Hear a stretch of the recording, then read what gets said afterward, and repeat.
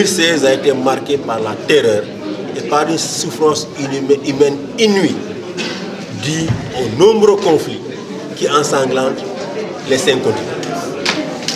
Dans tous les continents, à l'exception notoire de l'Europe, des conflits ont fait des milliers de morts, des conflits ont jeté des millions de personnes dans les rues à la recherche d'un pays pour se mettre à l'abri. Malheureusement, beaucoup de pays, face à l'afflux des réfugiés, se sont barricadés ou ont adopté des mesures restrictives par rapport à l'accueil des réfugiés. Parce que dans leur pays, des partis xénophobes, des partis anti-musulmans, n'est-ce pas, tiennent un discours, font l'amalgame entre réfugiés et terroristes. Disent aux populations, ces réfugiés vont vous mettre en danger, ce sont des terroristes potentiels.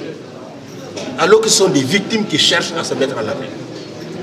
Aujourd'hui, beaucoup de réfugiés sont bloqués dans des camps en Turquie, sont bloqués dans des camps au Liban, des pays qui n'ont pas beaucoup de moyens, et cela est inacceptable.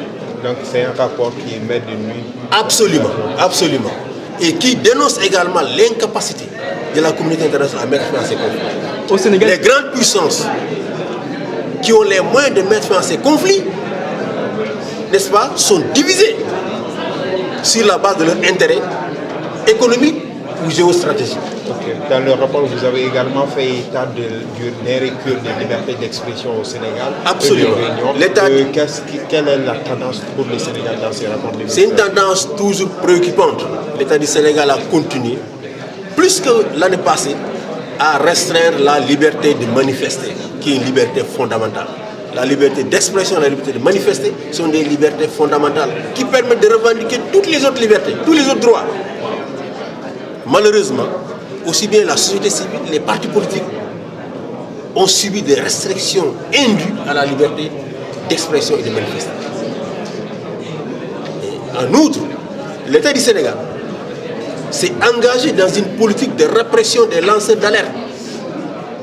Toutes les personnes qui dans l'administration sont témoins, n'est-ce pas, de pratiques, n'est-ce pas, contraires à la loi, ou des pratiques qui portent préjudice à l'État, qui dénoncent ces pratiques, sont au nom du droit de réserve sévèrement sanctionnés, radiés de l'administration.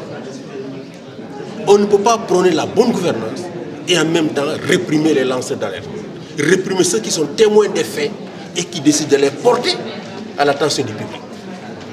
Donc, nous dénonçons cette tendance à réprimer les lanceurs d'alerte, comme nous dénonçons également les conditions exécrables dans les prisons sénégalaises qui sont surpeuplées, des prisons qui sont pour la plupart dépourvues de toilettes, dont les cellules sont dépourvues de toilettes, des prisons qui n'ont même pas de véhicule de transfert de détenus, ou détenus monotés, n'est-ce pas, sont conduits en file indienne, n'est-ce pas, à travers les rues vers les tribunaux, en violation totale de leurs droits et de leur dignité. Donc, nous dénonçons cela et nous appelons l'État à revoir le code pénal, le code de procédure pénale, pour offrir une protection aux personnes accusées de terrorisme. Ce n'est pas parce qu'on est accusé de terrorisme qu'on doit vous exposer à la torture et au mauvais traitement.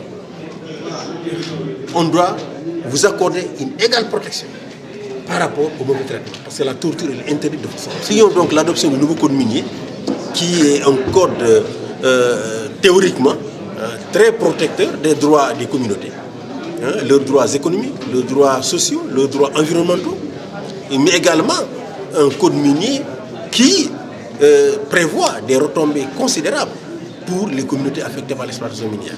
Donc c'est un code théoriquement qu'il faut saluer, même si sa mise en œuvre constitue un défi pour la société civile, un défi pour l'État, un défi pour les communautés elles-mêmes.